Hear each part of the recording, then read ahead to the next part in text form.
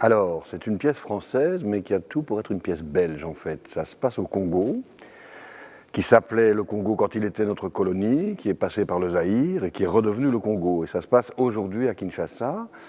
Et ce sont des hommes d'affaires belges qui font des affaires avec le gouvernement congolais et qui reçoivent des amis à dîner, qui espèrent leur entremise pour faire un début d'exploitation sur le caoutchouc. Il faut savoir que le caoutchouc, pour nous, c'est évidemment très symbolique, puisque le caoutchouc est célébrissime pour avoir entraîné des supplices atroces aux colonisés belges. On leur coupait les mains, ça se faisait dans des conditions atroces. Donc évidemment, ce serait tragique si ce n'était pas écrit par Rémi Devos. Et donc, c'est assez drôle, parce qu'évidemment, ces personnages alignent une série de clichés affolants sur l'Afrique.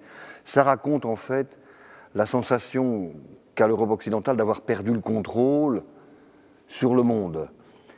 Ils ont encore une vision de leur rapport à l'Afrique qui serait encore, je veux dire, presque un rapport d'amour, mais en fait, tout est terminé. Et l'entreprise de chantier public du premier couple, le ministre va arriver le deuxième jour, au deuxième dîner, et leur annoncer qu'elle est accordée aux Chinois. Donc c'est les Chinois qui vont reprendre les chantiers. Donc on est vraiment au XXIe siècle. Mais comme toujours, avec Rémi, se mélangent les dimensions politiques et intimes.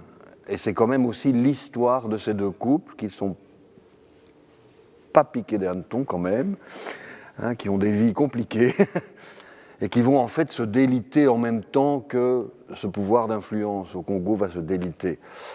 Ça terminera dans une espèce de bacchanale un peu secrète, on ne la verra pas, je rassure les spectateurs affolés, qui se passera dans la guérite du gardien noir, donc de la maison à Kinshasa, où manifestement toutes les femmes passent à la casserole. Voilà, donc c'est un tout petit peu furieux comme pièce, voilà.